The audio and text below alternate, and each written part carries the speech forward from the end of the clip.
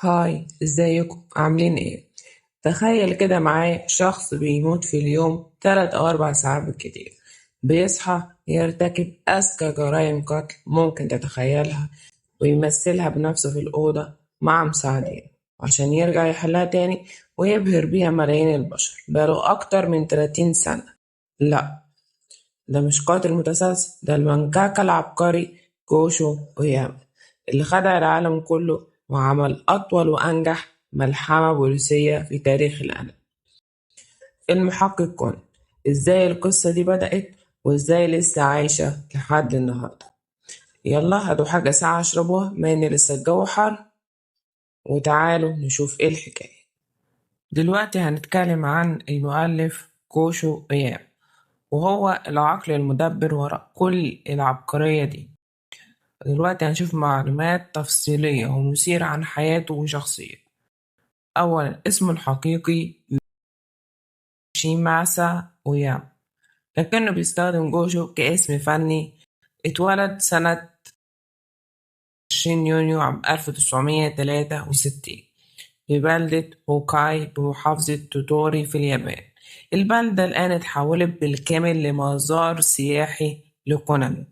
موهبة من الطفولة، ومن هو صغير وهو في المدرسة الابتدائية كان بيعشق الرسم وقصص التحري. فاز في الصف الأول الابتدائي بمسابقة رسم عن حرب اليوكوهاما، وقال وقتها إنه بيحلم بإنه يصبح رسام مانجا في المستقبل. ورغم معارضة والديه في البداية ودراسة الفنون في الجامعة إلا إنه أصر على حلمه. كواليس بقى ابتكار المحقق كونان. بدأ أوياما في كتابة المحقق كونان عام 1994. كان بيخطط إن تكون السلسلة قصيرة جدا، يعني حوالي 3 شهور بس هو متوقعش أبدا إن السلسلة تحقق النجاح الأسطوري ده وتستمر لأكتر من 30 سنة. وكمان كان عنده حب وشغف كبير لشارلوك هولمز، وياما مهووس بروايات أرسين لوبين وشارلوك هولمز. هذا الشغف انعكس في كل تفاصيل الأنمي، حتى إن ملابس كونان الكلاسيكية اللي هي السترة الزرقاء والرابطة الحمراء كانت مستوحاة من طابع ملابس التحري الكلاسيكية اللي كانت برؤية عصرية. طيب دلوقتي نشوف طريقة عمله، ازاي كان بيكتب القضايا دي. كان عنده فريق عمل مخصص للجرائم، وياما ما كانش بيكتب القضايا بمفرده، لا ده كان عنده طاقم من المساعدين.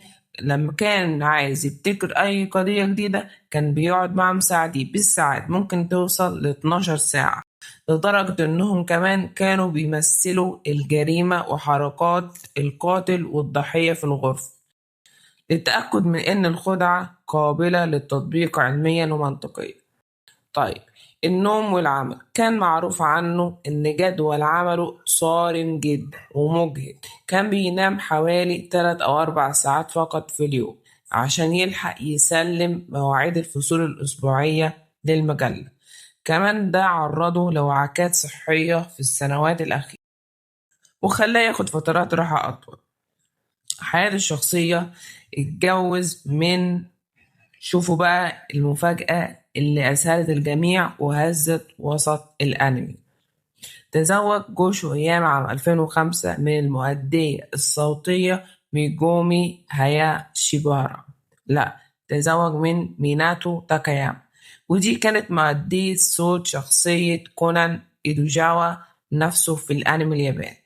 العجيب إن الزواج ما استمرش كتير بسبب انشغاله الشديد بالعمل، وانفصلوا في عام 2007، لكنهم حافظوا على علاقتهم في العمل باحترافية شديدة جدا، ودلوقتي هما مستمرين في العمل في الأنمي لحد اليوم.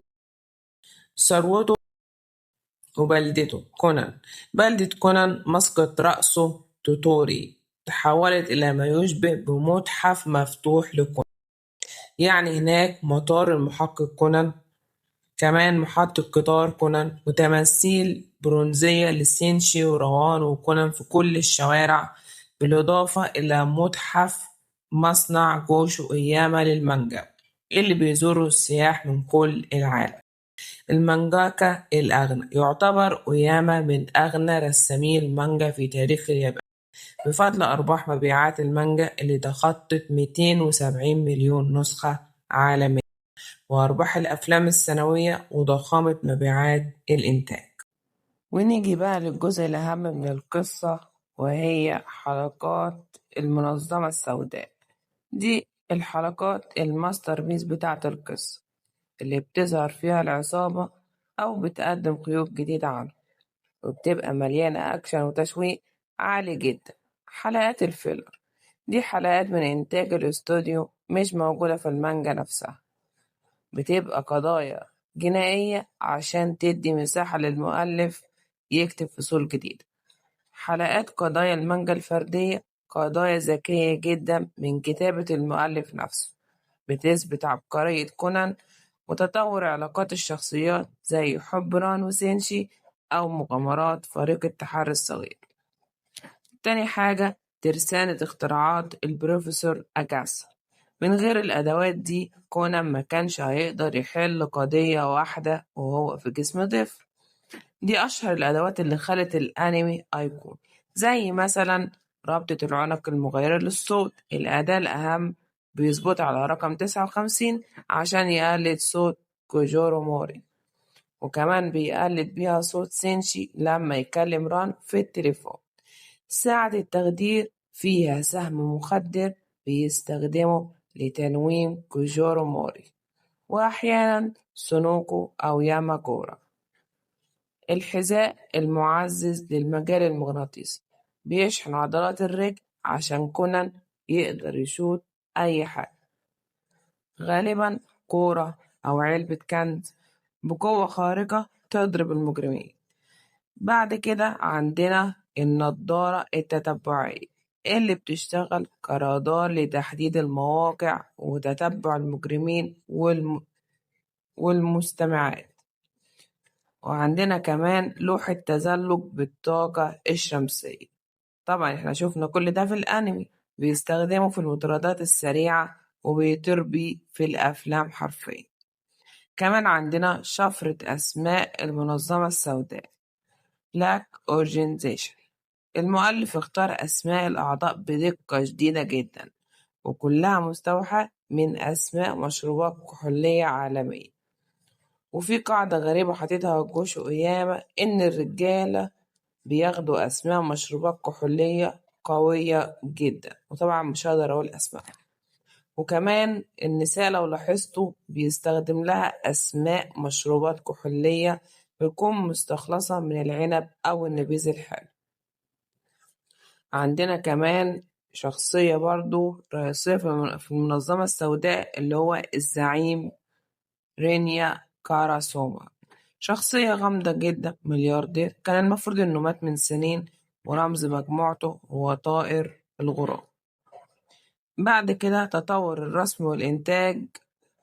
في الفترة الكلاسيكية عام 1996 لسنة 2000 كان الرسم يدوي بالكامل، والألوان كانت غامقة ودافية، وهتلاحظوا كمان إن وجوه الشخصيات كانت دائرية أكتر، والأجواء كانت مرعبة وفيها غموض حقيقي وقضايا مرعبة زي قضية متحف الفن أو قاتل الدمادات. بعد كده هنيجي للفترة الحديثة، وهو تحول الأنمي للرسم الرقمي الديجيتال. يعني الألوان بقت زاهية جدا، ملامح الشخصيات بقت حادة ومسحوبة، ودخلت تقنيات 3D خاصة في الأفلام والمطاردات، وبقت القضايا بتعتمد أكتر على التكنولوجيا الحديثة، الموبايلات، الذكاء الاصطناعي، الطائرات بدون طيار. هنيجي بقى بعد كده للموسيقى التصويرية. الأستاذ الموسيقى في كونان هي نص نجاح الأنمي. يعني الموسيقار كاتسو أونو هو اللي ألف اللحن الرئيسي الأسطوري للأنمي بآلة الساكسفون. اللحن ده بيتعزف بتوزيع مختلف في بداية كل فيلم، وبيتغير مع تطور السنين، وأول ما يشتغل في الحلقة المشاهد بيعرف فورا إن كونان كشف الخدعة وخلاص هيقبض على